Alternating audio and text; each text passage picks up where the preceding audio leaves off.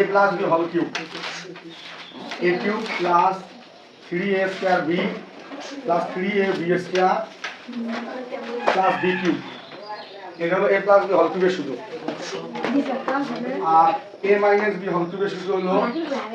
a cube minus 3a square b plus 3ab square 3ab square minus b cube, এটা হলো ঘন নির্ণয়ের জন্য। a cube plus b cube,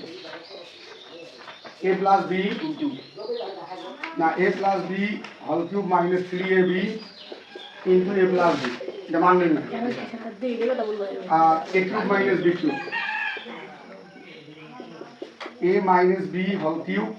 plus plus 3ab into a minus b,